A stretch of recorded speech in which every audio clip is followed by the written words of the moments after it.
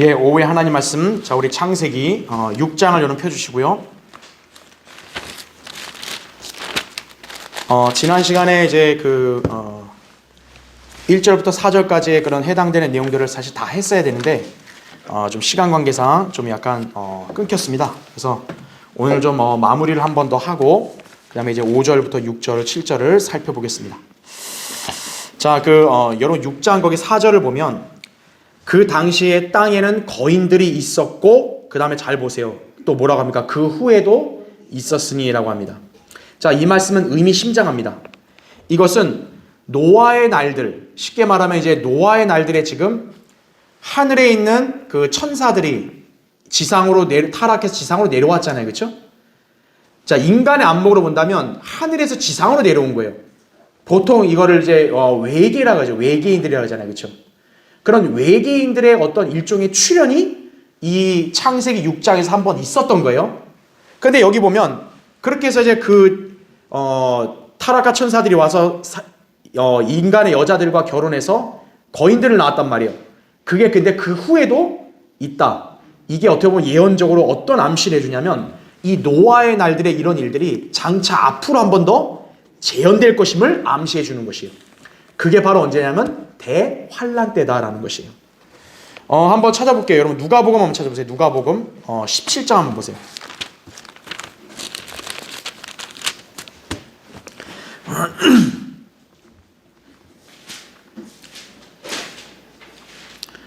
자, 누가복음 17장 거기 26절을 보시면요.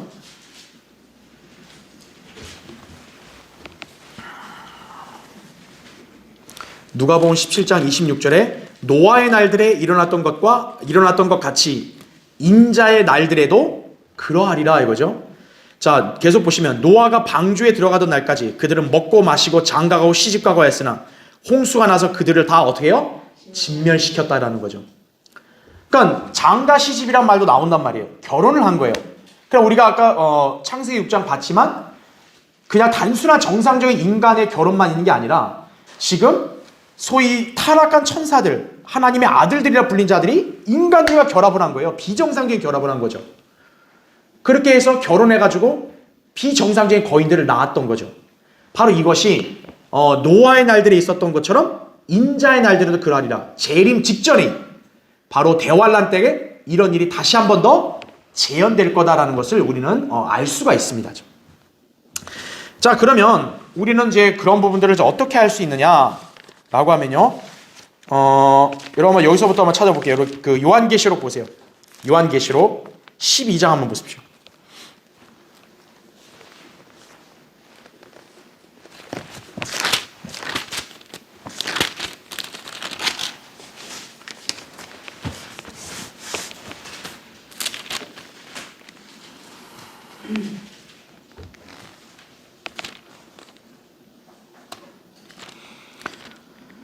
자, 거기 보시면 요한계시록 12장 제가 3절부터 한번 읽을 테니까 잘 보세요. 하늘에 또 다른 이적이 나타났으니 보라 커다란 붉은 용 한 마리가 있는데 7머리와 10뿔이 있고 그 머리들 위에는 7 왕관이 있더라. 자, 그런데 거기 4절 한번 잘 보세요.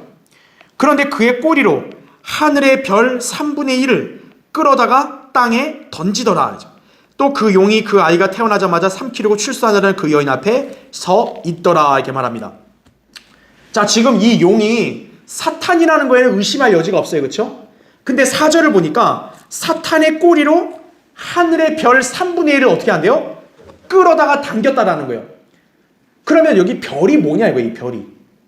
자, 요한계시록 1장 20절에 따르면은 성경에서 별은 누구를 가리켜요? 천사들을 가리킵니다. 즉, 이 사탄이 결국 어떻게 하냐? 지상으로 내려올라갈 쯤에는 어떤 일이 발생하냐면 하늘의 별 3분의 1. 바로 사탄에게 붙는 그런 반역하는 천사들이 있다는 거죠. 여기에. 그래서 여러분 거기 7절 한번 보세요. 그 계시록 12장 7절 보면 또 하늘에 전쟁이 있으니 미카엘과 그의 천사들이 용을 대항하여 싸우고 그 다음 잘 보세요. 용과 또 뭐라 그래요? 그의 천사들도 싸우나 그들이 이기지 못하여 하늘에서 더 이상 있을 곳을 찾지 못하더라. 그래야 그 큰 용이 쫓겨나니 그런 마귀라고도 하고 사탄이라고도 하는 옛뱀 곧 온 세상을 미혹하던 자라. 그가 땅으로 쫓겨나고 그의 천사들도 그와 함께 어떻게 돼요? 쫓겨나더라 이렇게 말씀하죠. 지금 여기 보면 이게 이제 대환란 때 있을 일인데 지금 이제 용이 지금 천사장이 미카엘과 서로 어떤 거예요? 전쟁이 난 거예요. 근데 중요한 거는 미카엘과 지금 사탄이 이제 전쟁을 하는데 미카엘과 그의 천사들이 있고 또 반대편에는 사탄 혼자만 있는 게 아니라 뭐예요? 그의 천사들이 있다는 거죠. 이들이 누구냐 이거예요. 아까 우리가 4절에 봤던 대로 바로 별 3분의 1. 어떻게 보면 사탄의 반역에 합류하는 그런 몇몇 타락한 천사들이 있음을 여기서 보여주는 거죠. 그렇죠? 그래서 미래의 대환란 때 하늘에서 벌어질 전쟁에서 사탄은 이스라엘을 대표하는 천사이자 위대한 통치자라고 하는 미카엘을 이기지 못하고 지상으로 쫓겨나는데 그때 어떻게 하냐? 사탄은 이 반역에 합류한 타락한 천사들과 함께 내려올 것이다라는 거죠.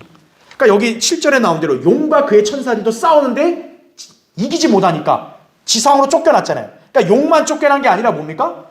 이 천사들도 같이 쫓겨나는 거예요.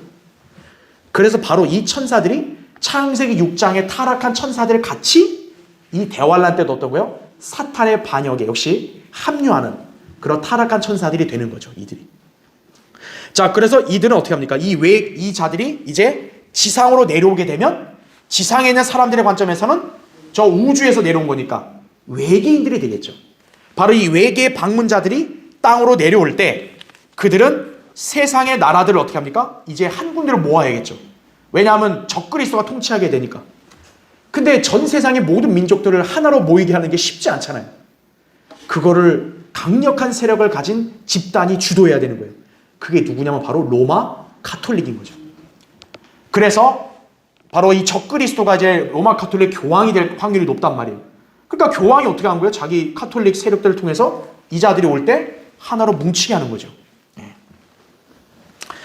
그래서 주 예수 그리스도께서는 이들 모두를 아마겟돈 전쟁에서 단번에 진멸하시고 불태워 없애실 것이다라는 거죠. 뭐 이건 다 아는 내용이고 그렇죠? 그러니까 중요한 건 뭡니까? 아하, 창세기 6장의 타락한 천사들이 지상에 내려왔던 것처럼 바로 대환란 때는 사탄을 따라서 지상으로 내려올 자들이 있다라는 거죠. 바로 이 타락한 천사들. 그러니까 창세기 6장의 그런 현상, 사건이 다시 한번 대환란 때 재현되는 거예요. 자, 그럼 이 외계의 그 타락한 천사들이 과연 어떤 부류인가? 자, 이건 한번 다니엘 찾아보세요. 여러분 다니엘 2장을 보시면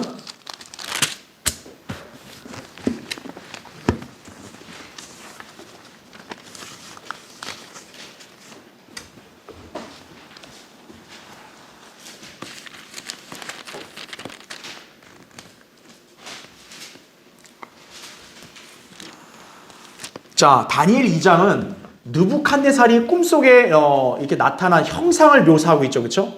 여러분 이제 다니엘 공부하신 분 알겠지만 기억을 살려보면 금머리, 그 다음에 가슴과 양팔 은, 배와 넓적다리 놋, 두 다리 철, 그 다음에 10발가락이 뭐였어요? 철과 진흙이라고 그랬잖아요. 그렇죠?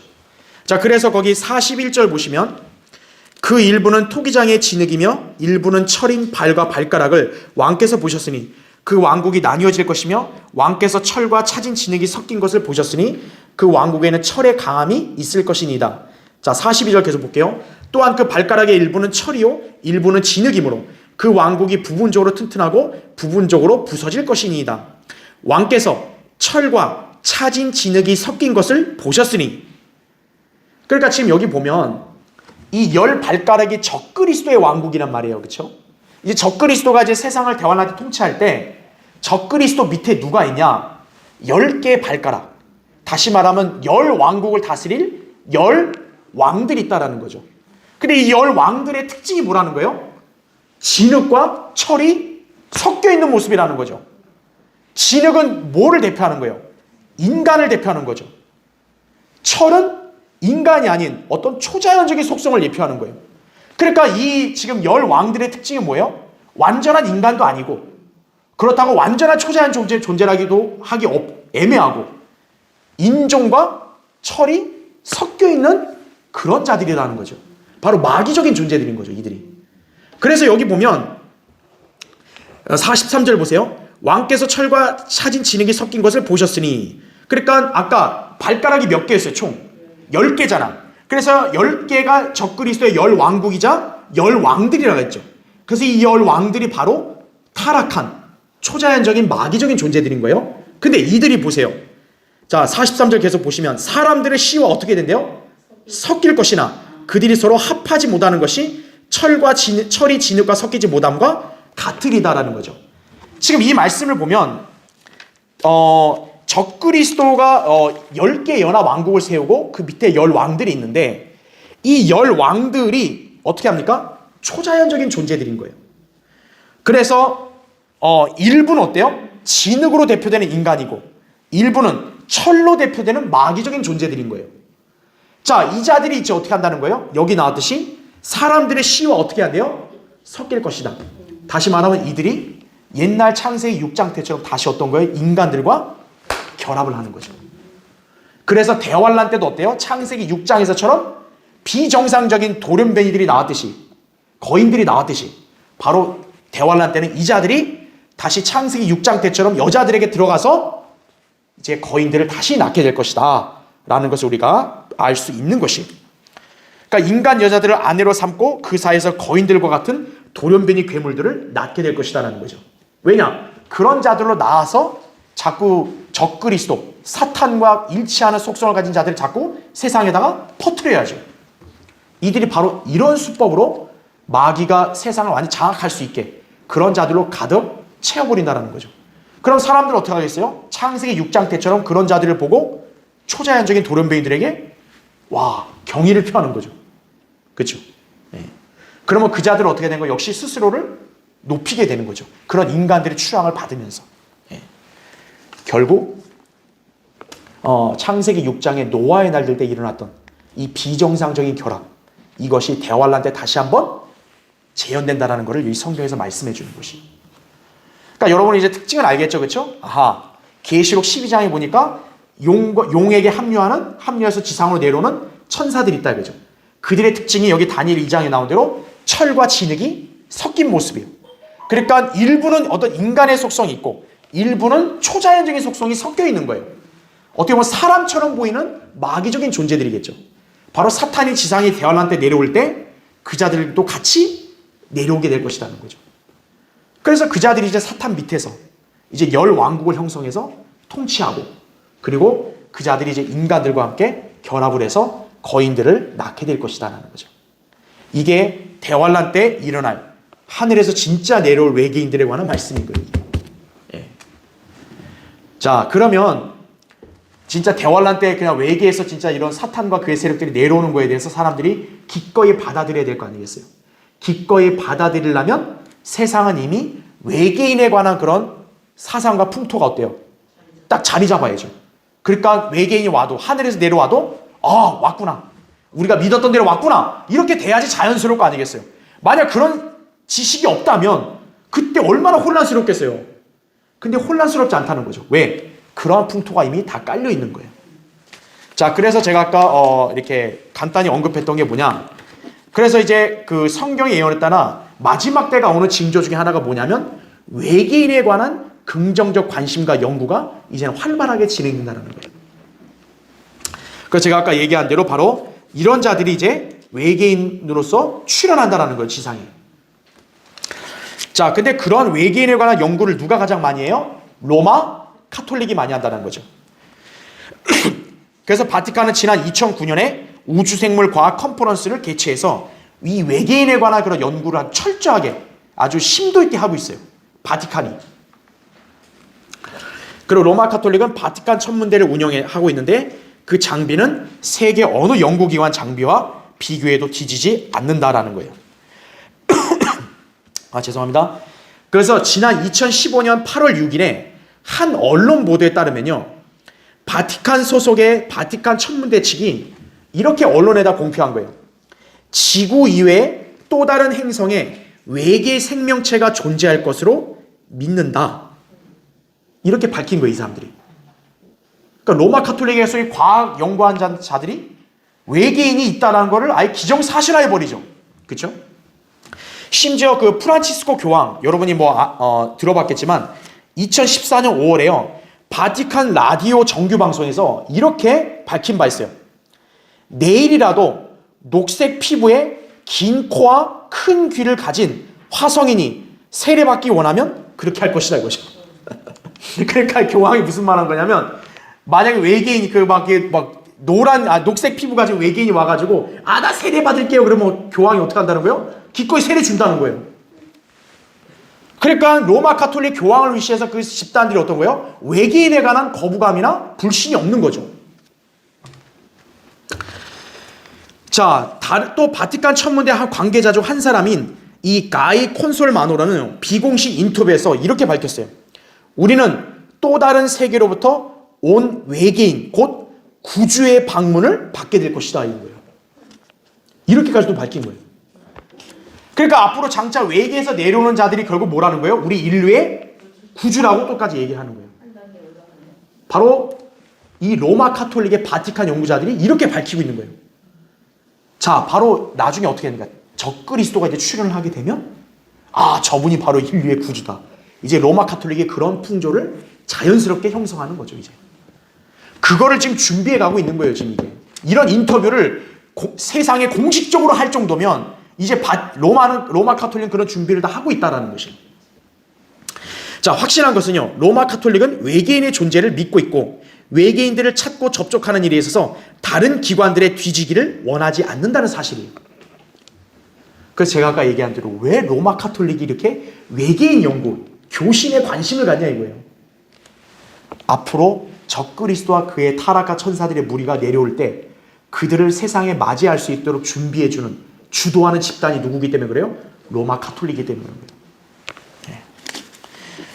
그래서 노아의 날들이 있었던 것처럼 인자의 날들에도, 예수님이 말씀한 인자의 날들에도 역시 그렇게 있게 된다는 말이 바로 이걸 가리키는 거예요. 그래서. 네. 외계의 방문자들이 출현을 하게 된다는 거죠. 창세기 6장에 있던 것처럼 다시 대환란 때 있다라는 거죠. 그래서 성경이 뭐라고 말씀합니까?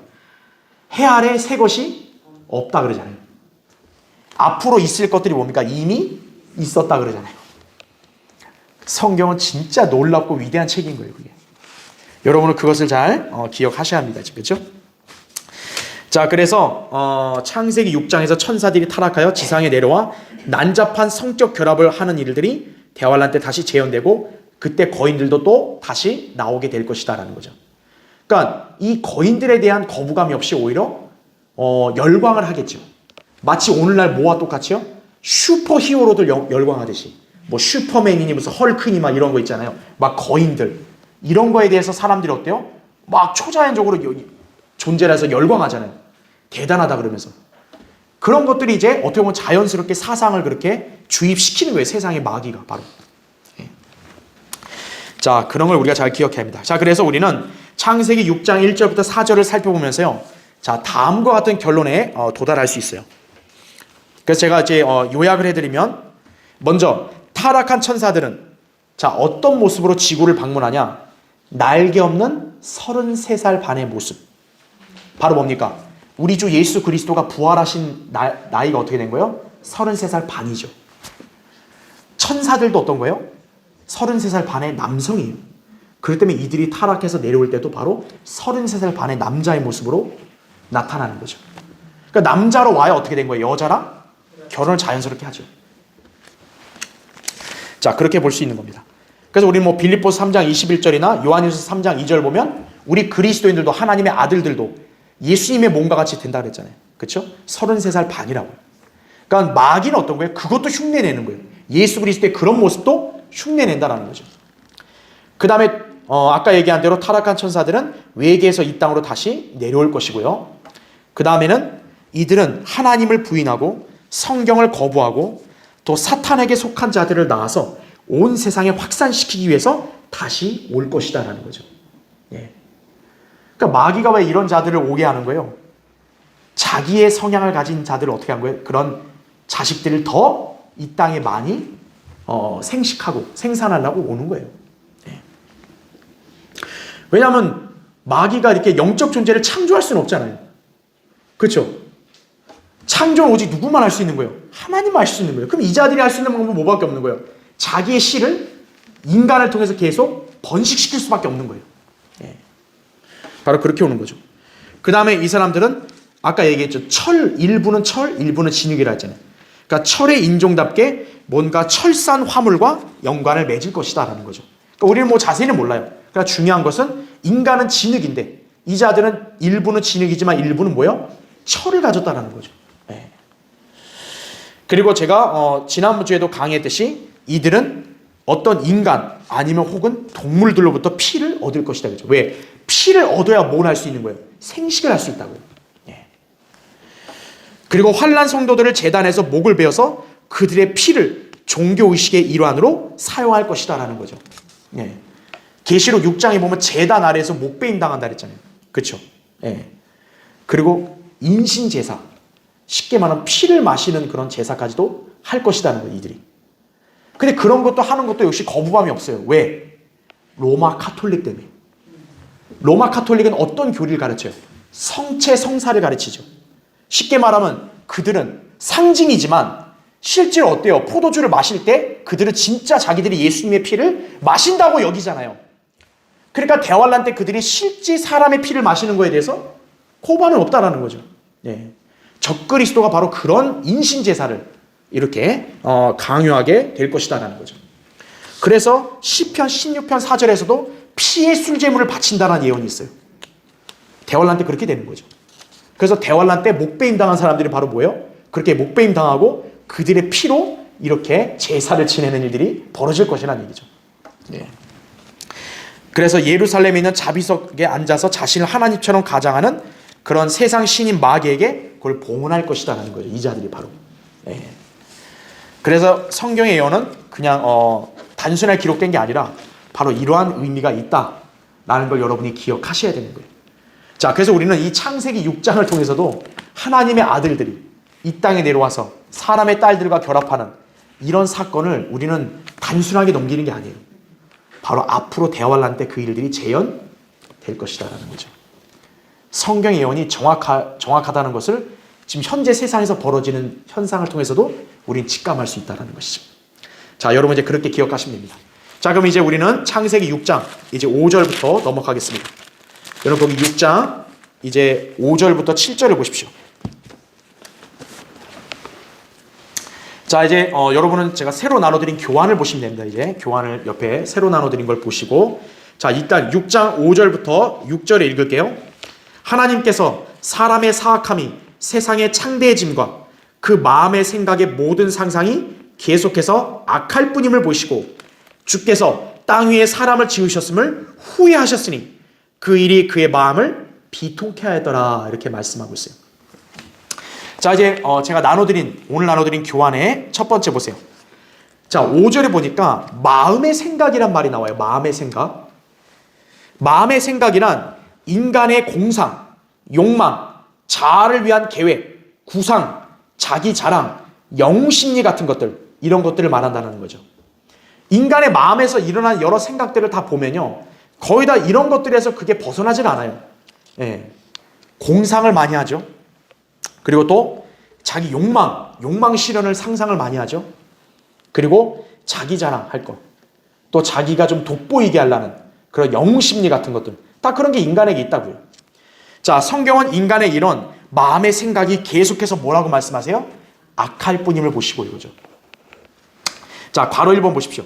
오늘날 현대인들은, 자, 지금 우리가 성경을 읽으면 하나님께서는 굉장히 사람을 어떻게 보세요? 부정적으로 보세요. 굉장히 인간의 상태에 대해서 비관하세요. 하나님은 인간의 사악하고 마음의 생각이 악하다고 얘기하잖아요. 그런데 세상의 그 교육받은 현대인들, 지성인들은 이 말에 동의하겠어요? 동의 못해요? 동의 못하죠. 세상에 어떻게 인간을 이렇게까지 악하다고 폄하하십니까? 이거죠. 진화론, 긍정적 사고방식의 영향을 받아서 성경의 이런 진리를 혐오하고 그래서 성경을 부정하는 거예요. 세상은. 왜? 세상은 인간에 대해서 성경은 인간을 긍정적으로 얘기해 주진 않으니까 세상이 성경이 싫은 거예요. 자, 이 현대인들에게서 나온 사상이 역시 뭡니까? 소위 성선설이죠. 성선설. 인간은 그렇게 악하지가 않아요. 인간은 원래 착해요. 근데 사회가 너무 악하니까 인간이 악해진 거예요. 여러분, 근데 그것도 얼마나 웃깁니까? 그럼 사회는 왜 악하죠, 그러면? 그렇잖아요. 인간은 선하다는데 그 인간이 사는 사회는 그 왜 악하냐고 도대체. 그 자체가 말이 안 되는 거예요. 예?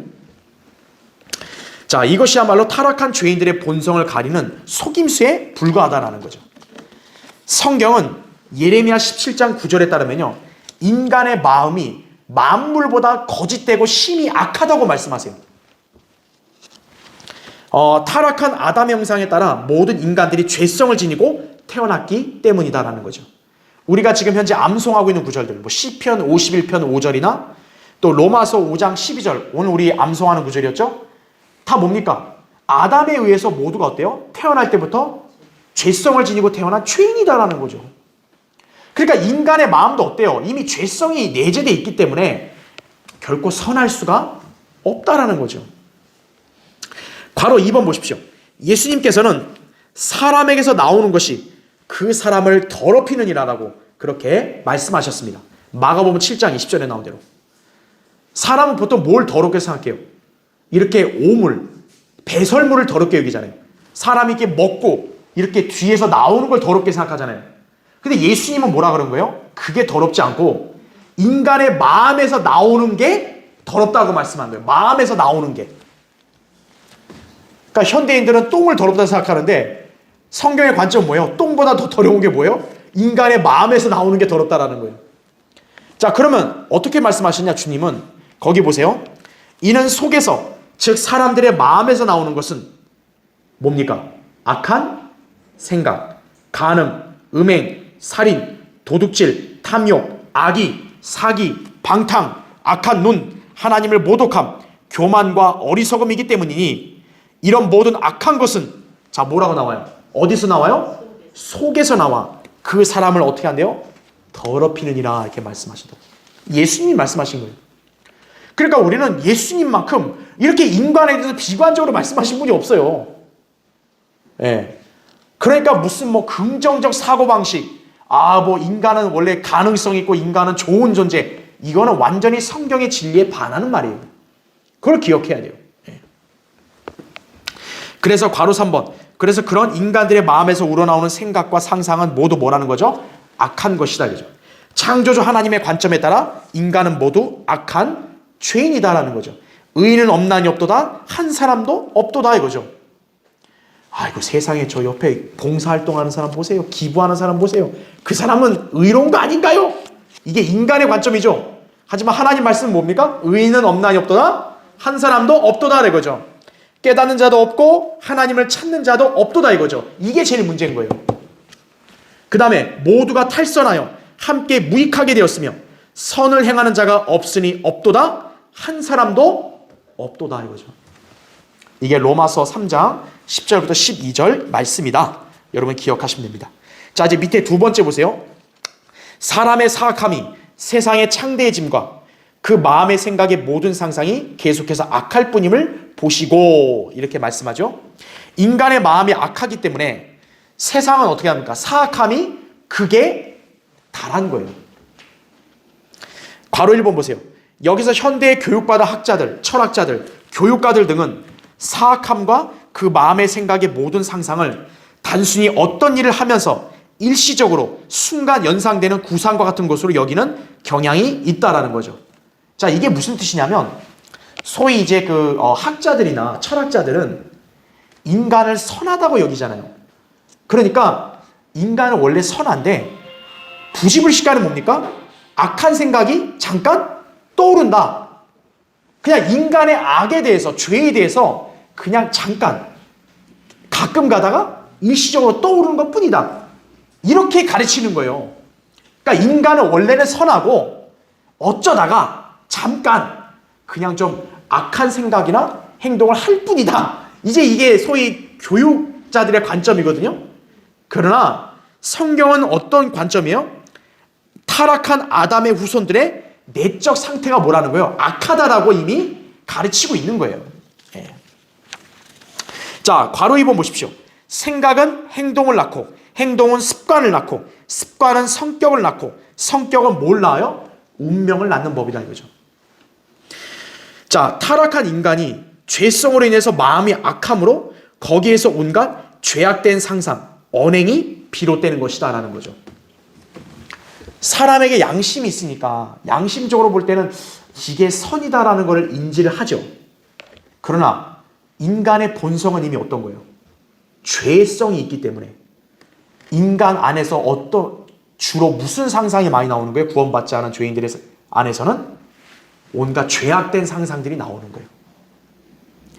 저걸 속여 먹어야 되는데, 저거 한번 그냥 쳐서 그냥 죽여야 되는데, 막 이런 식으로, 그렇죠? 예.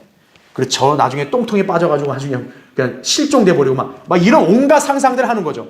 그리고 저 사람의 돈을 내가 다 갈취하고, 이게 인간의 어떻게 보면 상상에서 나오는 거예요. 악한 상상에서. 예.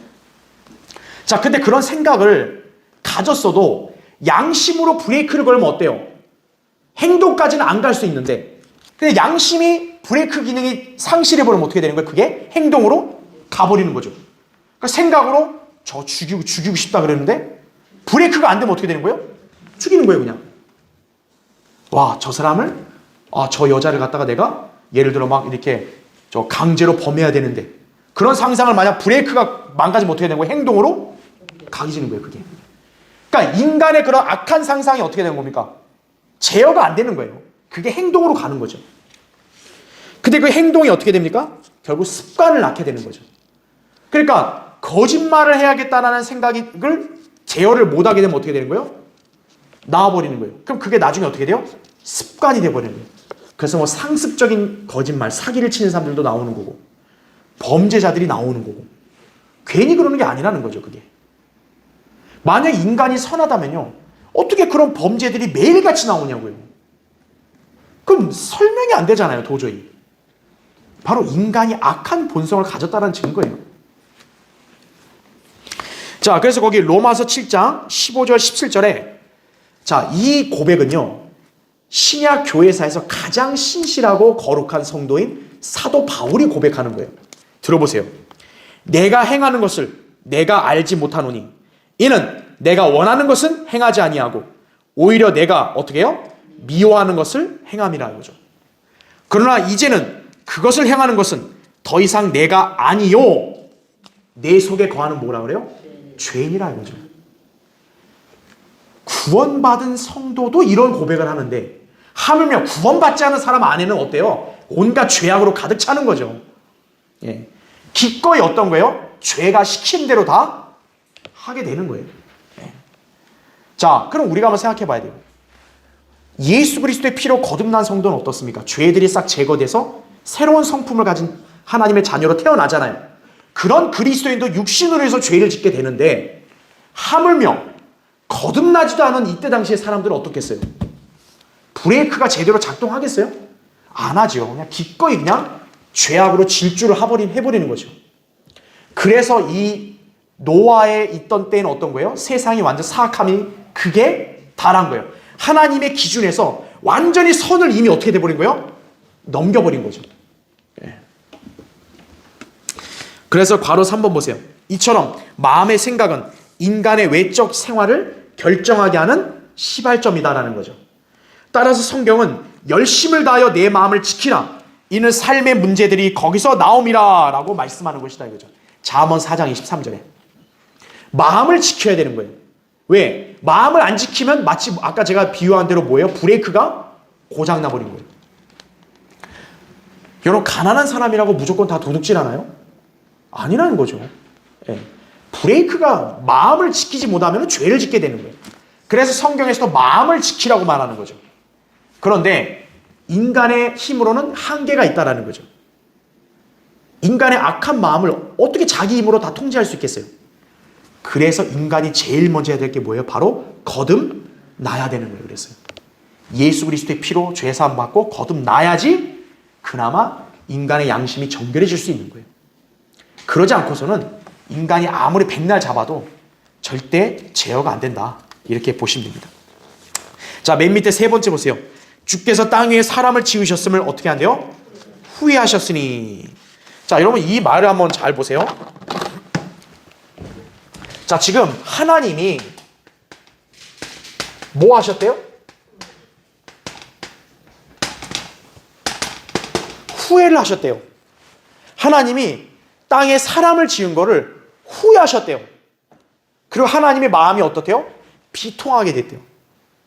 자, 그럼 여기서 하나님이 후회했다는 말을 들으면 좀 약간 아리송할 수 있어요. 여러분, 후회는 주로 누가 합니까? 인간들이 하잖아요. 그렇죠? 인간들이 왜 후회를 하죠? 자기의 결정이나 행동이 어때요? 잘못된 거를 뒤늦게 깨달으니까 자기가 그거에 대해서 아쉬움에 후회가 나오는 거 아니에요. 그러면 하나님이 후회했다는 말을 딱 얼핏 들으면은 그럼 하나님도 실수했다는 얘기네? 이렇게 오해할 수 있단 말이에요. 그러니까 여러분이 그 오해를 하면 안 된다는 거예요. 자, 여기서 지금 하나님이 후회한다 그랬어요. 근데 여러분, 민수기 23장 19절에 보면 어떤 말씀이 나오냐면 하나님은 사람이 아니시니 거짓말하지 않으시며 후회가 없으시도다라고 말해요. 여기서는 하나님이 어때요? 후회가 없다 그래요. 자, 지금 우리가 창세기 6장 6절에서는 후회하셨다 그랬는데 민수기 23장 19절에서는 어때요?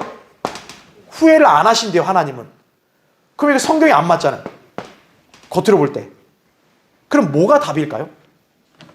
자, 일단 여러분이 이 성경에서 후회라는 말을, 하나님이 후회했다는 말의 진정한 의미가 뭔지를 알아야 돼요. 자, 이 후회가 영어로 뭐냐면요, repentant예요. 자, 이 repentant가 무슨 뜻이냐면 돌이킨단 말이에요. 돌이킨다. 자, 인간이 돌이키는 게 뭡니까? 우리가 많이 얘기하잖아요. 죄 졌으면 우리 사람들 우리가 뭐 하라고 얘기해요? 회개하라고 얘기하죠. 회개. 바로 회개하라는 용어가 이 repentant인 거예요. 회개는 뭡니까? 우리가 돌이키는 거 아니에요. 자, 하나님이 후회했단 말도 영어로 repentant거든요. repentance. 이게 뭐냐면 돌이키시는 거예요. 즉 하나님도 뭐예요? 어떤 계획과 어떤 일을 하시는 거에서 어떻다는 거예요? 돌이키신다라는 것을 의미하는 거예요. 그러니까 여기서 후회라는 것은 인간처럼 실수해가지고 무슨 아쉬움에 찬 그게 말하는 게 아니고 하나님께서 어떤 계획, 어떤 일을 하시는 것을 바꾸시는 걸 말하는 거예요. 돌이키는 거를. 그래, 그 뜻으로 우리가 후회를 해석을 해야 되는 거예요. 그러면 하나님이 후회하신다고 했을 때는 하나님께서 뭔가 계획과 생각과 어떤 일을 바꾸시는 거죠. 그러면 민수기에서는 하나님은 후회하지 않는다 그랬잖아요. 그러면 이 말씀은 뭡니까? 하나님은 바꾸지 않는다. 그러니까 바꾸지 않는 것도 있고 하나님이 바꾸시는 것도 있다라는 거예요. 그렇게 해석하면 되는 거예요. 자, 그러면 보겠습니다. 자, 어떤 의미인지 여러분 다음 페이지 보세요. 자, 맨 위에 괄호 1번 보시면 어떤 사람들은 전지전능하신 하나님께서 어떻게 인간들처럼 후회하실 수 있느냐고 반문한다. 왜냐하면 후회라는 말에는 어떤 일에 대한 결과를 예측하지 못한 아쉬움 등이 비춰지기 때문이다. 하나님의 속성을 보면 그런 반응을 보이는 것이 이해되지 않는 것이다 이거죠. 실제로 성경에도 하나님은 후회가 없으시다라고 민수기 13장 19절에 말씀한단 말이에요. 자, 그런데 괄호 2번 보세요. 성경에서 하나님의 후회는 마음을 돌이키신다는 뜻을 갖는다라는 거죠. 그러니까 여기서 후회라는 거는 하나님이 무슨 아쉬움의 그런 성격이 아니라 뭐 하신다라고 생각하면 된다는 거예요? 마음을 돌이킨다라는 뜻이 후회다라고 보시면 되는 거예요. 자, 주님께서는요, 자신이 하기로 맹세하거나 글로 기록해 놓지 않으신 경우에는 그분의 마음을 어떻게 한다는 거예요? 바꾸시기도 한다라는 거죠. 아하, 다시 말하면 하나님이 후회하지 않는다는 말은 무슨 말이에요? 하나님께서 아예 말씀으로 최종 확정을 진 것은 돌이킨다는 거, 안 돌이킨다는 거예요? 돌이키지 않는다. 그때는 후회가 없으시다는 거예요.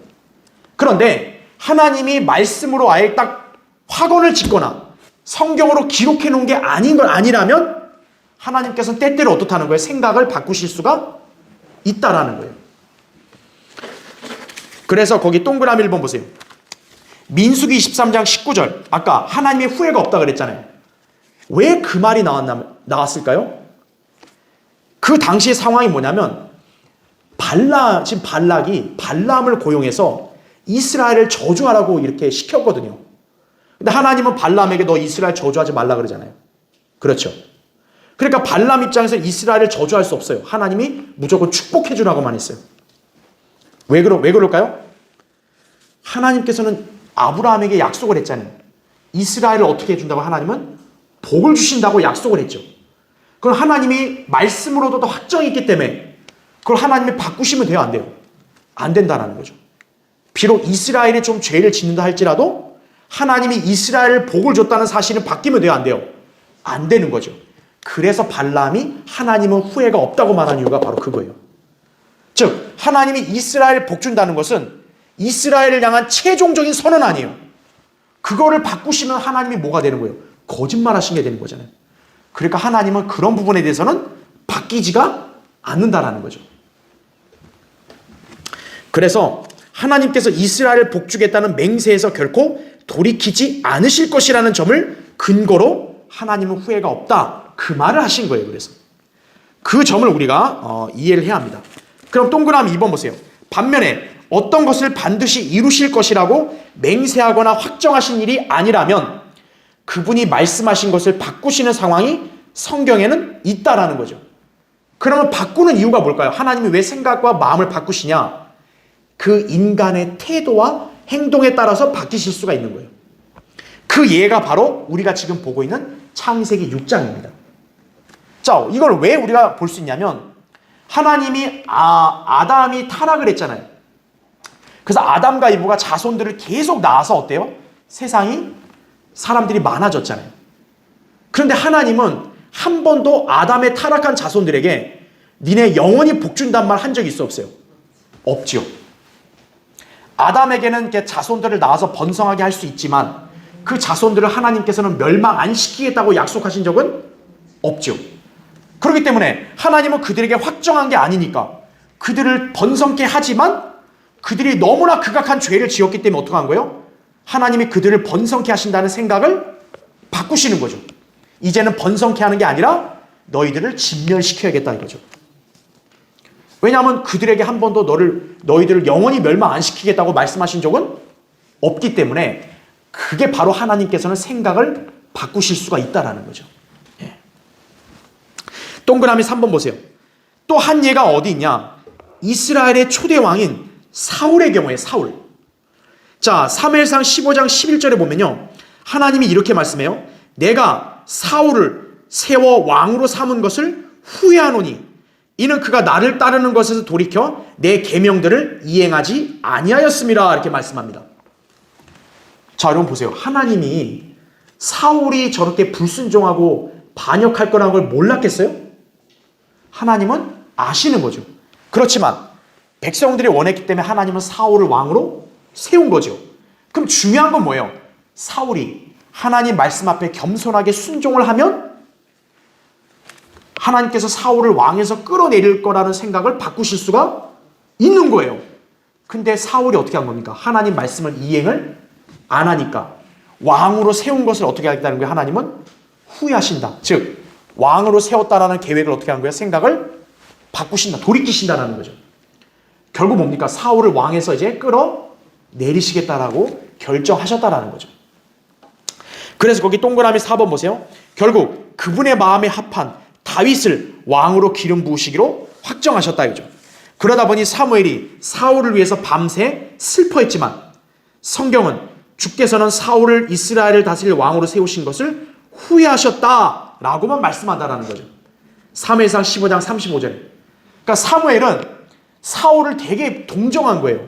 불쌍하다 이거예요. 근데 아무리 그 신실한 하나님의 사람이 하나님께 슬퍼한다 할지라도 하나님이 그 생각을 바꾸시 안 바꾸세요? 사울을 용서하신다고 그래요? 안 그래요? 안 그랬다는 거죠. 하나님은 딱 어때요? 사울을 왕으로 세운 걸 후회했다. 그 말은 뭡니까? 이제 왕으로 세운 거를 취소하고 돌이키겠다는 거잖아요. 그거를 다시 바꿀 생각이 있어요? 없어요? 하나님은? 이제는 없으신 거죠. 사무엘이 슬퍼해도. 바로 하나님께서 후회하셨다라는 것은 뭐냐? 하나님께서 어떠한 생각이나 어떤 계획, 말씀 이거에 대해서 인간의 반응에 따라서 돌이키시거나 바꿀 수가 있다라는 것을 여러분이 기억하시면 됩니다. 자, 그래서 맨 밑에 괄호 3번 보세요. 그러므로 성경에서 하나님이 후회하셨다는 뜻은 그분이 아직 확정하지 않으신 어떤 일이나 계획 등에 대해서 마음을 돌이키신다는 것이다. 그러나 그분이 최종적으로 확정하신 일에 대해서는 결코 돌이키지 않으신다. 이런 개념을 기반으로 하나님의 후회에 대해서 정확하게 구분해야 한다는 거죠. 자, 오늘날 한번 예를 들어볼까요? 하나님께서는 예수 그리스도를 믿지 않는 죄인은 반드시 어떻게 하세요? 지옥으로 보내시죠. 현재 구원받지 않은 죄인이 있어요. 그럼 하나님이 그 죄인을 어떻게 말씀하시겠어요? 너는 지옥으로 간다죠. 그런데 이 죄인이 어느 날 회개하고 예수 그리스도를 구주로 믿었어요. 그러면 어떻게 되죠? 그 죄인은 구원받았잖아요. 그럼 하나님은 어떻게 하는 거예요? 그 사람에 대한 생각을 바꾸시는 거죠. 지옥으로 가는 건데 구원받았으니까 이제 너는 하늘나라로 간다. 이게 바로 하나님께서 후회하시는 거예요. 바꾸시는 거예요. 그 사람에 대해서. 그렇지만 최종적으로 확정지은 건 뭐예요? 이 시대에는 누구라도 예수 그리스도를 구주로 믿지 않으면 구원 못 받죠. 그러면 그거는 하나님께서 후회하세요? 안 하세요? 안 하신다는 거죠. 예수 그리스도를 안 믿었으면 무조건 다 어디로 가는 거예요? 다 지옥으로 가는 거죠.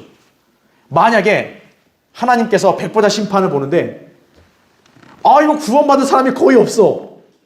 그러니까 하나님이 후회스러워서 아이고 아무래도 이거 구원받은 사람이 너무 적네. 야야야, 내가 생각을 바꿀게. 은혜로 구원 안 받았어도 니네 행위 잘했으면 내가 구원해 줄게. 하나님이 그렇게 바꾸시나요? 아니라는 거죠. 이미 성경에서 그렇게 믿음으로 말미암아 은혜로 구원을 받았으니라고 확정을 지었으면 하나님은 후회해요? 안 해요? 안 하신다는 거죠. 모든 인간들이 만약 다 안 믿었다고 봐요. 다 안 믿었어요. 그럼 하나님이 아이고 구원받은 사람도 없네. 아이고 후회스럽다. 그러실까요? 아니라는 거죠. 확정된 사항에 대해서는 후회하지 않으신다. 근데 확정된 게 아니라 그 인간들 수시로 그 태도와 마음과 행동에 따라서는 어떤 거예요? 하나님께서 때때로 계획이나 마음, 생각을 바꾸실 수가 있다라는 거죠. 또 하나 예를 들어볼까요? 여러분 요나를 생각해보세요. 요나가 하나님께서 요나에게 너 니느웨에 가서 말씀을 전파하라 했잖아요. 그렇죠? 요나가 안 갔죠. 왜? 자기가 미워하는 원수 나라가 회개하는 걸 싫으니까 그냥 벌 받는 걸 좋아했단 말이에요. 근데 실컷 하나님께 징계받고 나서 요나가 갔죠. 자, 요나는 분명히 하나님이 전한 말씀만 전했어요. 무슨 말씀이죠? 니느웨가 40일 후에 무너진다. 딱 이 말밖에 안 했어요. 요나는 회개하란 말도 안 했어. 니느웨는 니네 이제 40일 뒤에 다 박살난다. 자, 하나님 말씀을 전했잖아요. 그랬더니 니느웨에 어떻게 했어요? 왕부터 시작해서 모든 사람들이 다 옷을 찢고 죄를 쓰고 회개했죠. 그랬더니 어떤 일이 생겨요? 니느웨가 멸망해요? 멸망 안 해요? 멸망 안 해요. 요나가 지금 어떻게 된 거예요? 거짓말쟁이 된 거예요. 요나는 분명히 니느웨 망한다! 그런데 니느웨가 안 망하네? 아니, 하나님 말씀을 전했잖아요. 바로 그게 하나님의 후회하신 거예요. 즉, 하나님께서는 니느웨의 죄악에 대해서 멸망할 거라고 예언하지만 그들이 회개하니까 어떻게 한 거예요? 하나님이 생각을 바꾸신 거예요. 그게 바로 후회라는 걸 아셔야 돼요. 그러니까 우리는 하나님께서 성경에 딱 확정해 놓은 거는 안 바꾸신다. 하지만 그게 아닐 때는 인간의 태도와 마음에 따라서 하나님도 어떤 걸 생각을 때로는 바꾸실 수가 있다라는 걸 기억하시면 됩니다. 자, 그래서 우리가 그런 개념으로 여기서 하나님이 후회하셨다는 말을 우리가 이해하면 되는 거예요. 그러니까 여기서의 후회는 뭘까요? 하나님은 아담의 후손들로 번성케 했는데 그 생각을 바꾸셔서 어떤가요? 번성이 아니라 그냥 다 죽이시자. 이렇게 바꾸셨다. 이렇게 보시면 되는 거죠. 자, 마지막 4번 보세요.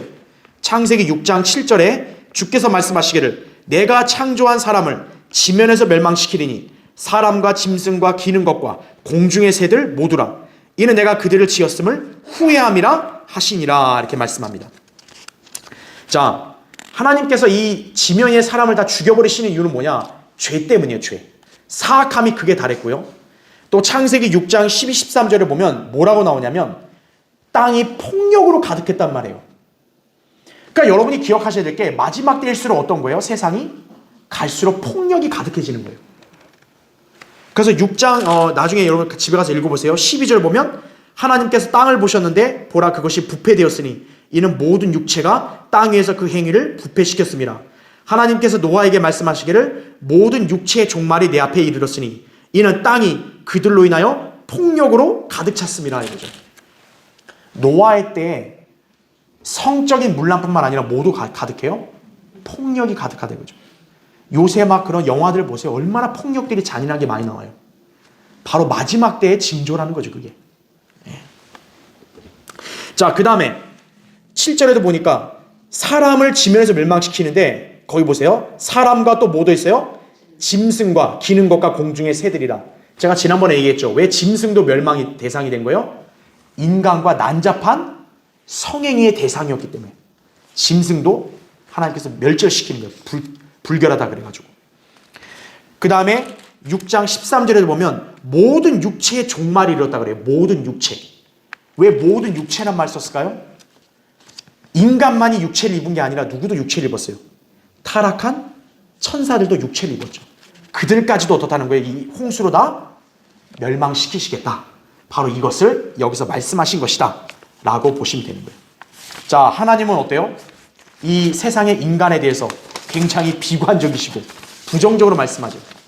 그게 진리다라는 걸 여러분 아셔야 돼요. 하나님께서 인정하시는 부류의 사람은 오로지 뭐예요? 거듭난 성도들밖에 없다라는 것을 기억하시기 바랍니다. 자, 다음 시간에 계속 하기로 하고, 자, 기도하고 예배를 마치겠습니다.